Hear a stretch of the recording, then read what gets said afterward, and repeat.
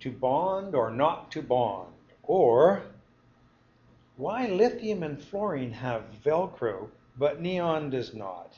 In both these titles, I want to give the idea that atoms are able to stick together in many cases, although in the case of neon and other noble gases, they cannot. Let's have a look together at lithium. Now, lithium has atomic number 3, which means it has 3 protons, and it has 2 electrons in an inner shell and one electron further out.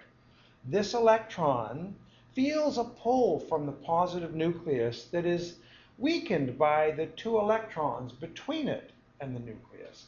3 protons minus 2 electrons leaves the pull on that electron equivalent to just 1 proton. Now, fluorine also has electrons in an outer shell. Here they are. It has 7 of them, and they feel a pull from the nucleus, but it's worth having a look at it to see that it's a different amount of pull. 9 protons pulling on those outside electrons have a diminished strength, diminished by the 2 electrons in the middle. Each one of the 7 electrons, each one feels a pull of 9 protons minus 2 electrons in the inner shell, feels a pull of 7 protons. And we just need to look at one more, neon, the noble gas, which has 8 electrons in its outer shell and 2 inside. Any one of those 8 electrons in the outer shell feels exactly the pull of 8 protons. 10 is diminished by 2 electrons which shield its positive pull from the 8 protons, from the 10 protons, so it feels a pull of 8. Now here's why this analysis is kind of helpful. It tells us why 2 lithium atoms can stick together. Let me redraw them. 3 protons, 3 electrons. But the outside energy level is not full, and that allows the clouds, the electron ghost-like clouds in each atom to overlap. Those atoms, those electrons in the middle are attracted to both nuclei.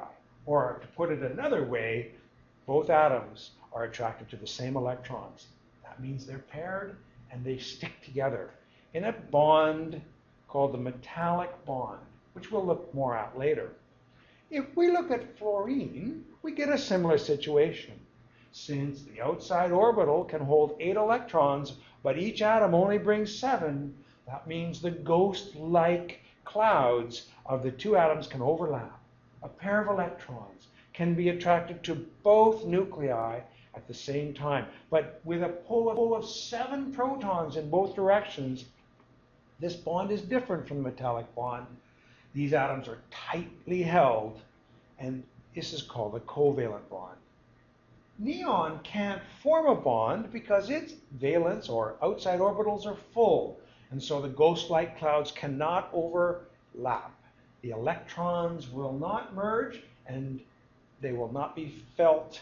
There will be no attraction between the electrons in one atom to the nucleus of the other. So we have the metallic bond and the covalent bond, and we have one more type to try or to look at later. But that's for another day. Thank you very much.